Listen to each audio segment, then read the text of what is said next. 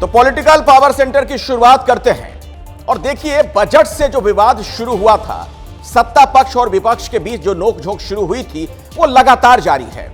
इन सब के बीच अब बड़ी खबर यह कि विपक्ष ने नीति आयोग की बैठक के बहिष्कार की भी घोषणा कर दी है, यानी अब यह मामला बिल्कुल आर पार का लग रहा है।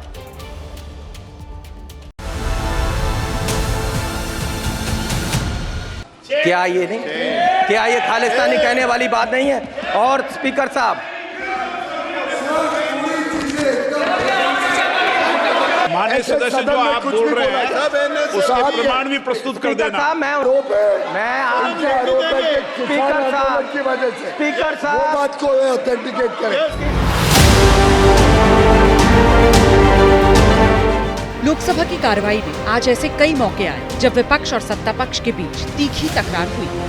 बोलने दो यार। इससे उनको गलत एनएसए लगाए, ये बोला है। स्पीकर साहब ऑथेंटिकेट करे, नहीं तो इनके ऊपर प्रिविलेज की कार्रवाई की जाए। किया तो बोलने नहीं दे रहे। स्पीकर साहब, आप जो तथ्य बोल रहे हैं सदन में बोल रहे हैं, साहब मैं ये निवेदन करना चाहता हूँ प्रमाणित भी करना। बजट पर चर्चा के बीच हंगामे की वजह से लोकसभा की कार्रवाई बीच बीच में स्थगित करनी पड़ी। और वैसे भी सदन में इतना बड़ा झूठ बोलना, वो तो पहले मुख्यमंत्री भी थे, क्यों गलत बात रखा है? प्रिविलेज में इसका रेफर होना चाहिए। यही हाल राज्यसभा का भी रहा। विपक्ष ने सरकार को घेरा, सदन में हंगामा हुआ और यहाँ की सदन की कार्रवाई में बाधा ती शहर इन्फ्रास्ट्रक्चर वाइज ग्रोथ खूप झाली पाहिजे, यासाठी पुढाकार घेतला पाहिजे। और कुल मिलाकर बजट सत्र के चौथे दिन में दोनों सदनों में हंगामा जारी रहा। सरकार को घेरने का कोई मौका विपक्ष नहीं छोड़ रहा। ये उनकी मानसिक दुर्बलता का ये उदाहरण है। जो एक मंत्री, भाजपा के एक नहीं ये विभिन्न मंत्री आज सदन की मर्यादा को धूमिल कर रहे हैं। आज भी चन्नी जी जब किसानों की बात उठा रहे थे तो तीन मंत्री किसानों की आवाज और किसानों की मांग को दबाने की कोशिश कर रहे हैं। एक तरफ सदन में कामकाज पर असर पड़ रहा है, दूसरी तरफ बजट में अनदेखी का आरोप लगाकर करीब आधा दर्जन मुख्यमंत्रियों ने नीति आयोग की बैठक का बहिष्कार का ऐलान कर सियासी माहौल गरमा दिया है। आप फिर सबका साथ सबका विकास की क्या बात करते हैं? आप तो सिर्फ सरकार को बचाने की कोशिश कर रहे हैं और इसी तरीके से चलता रहा तो सारा पैसा जो है इन्हीं राज्यों के अंदर चला जाएगा।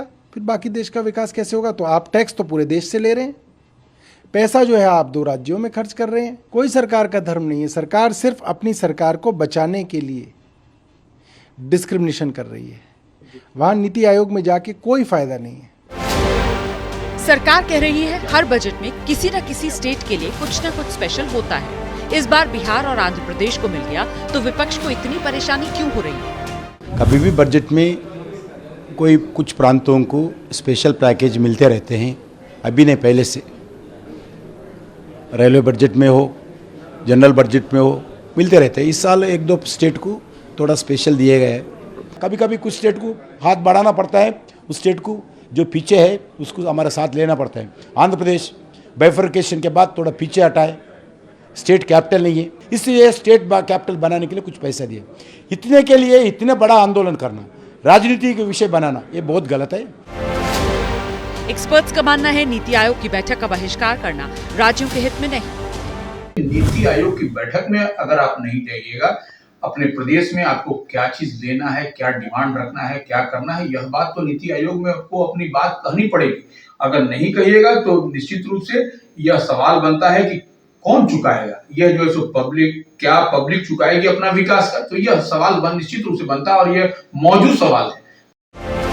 27 जुलाई को दिल्ली में नीति आयोग की बैठक होनी है। बैठक के लिए सभी राज्यों से सुझाव पहले ही मांगे गए थे। मकसद भारत को विश्व शक्ति बनाना है।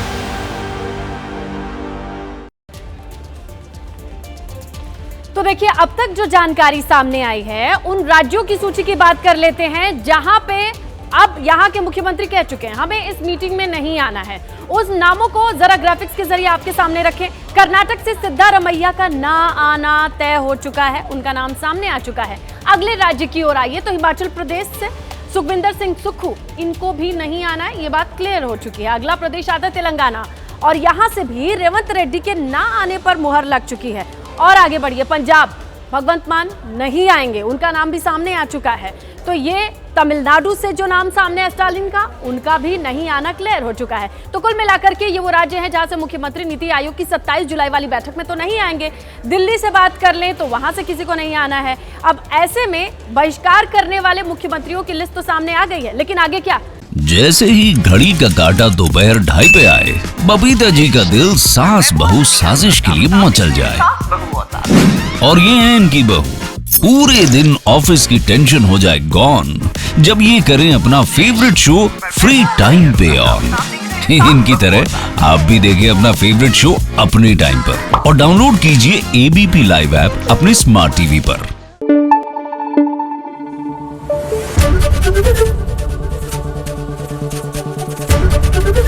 एबीपी न्यूज आपको रखे आगे।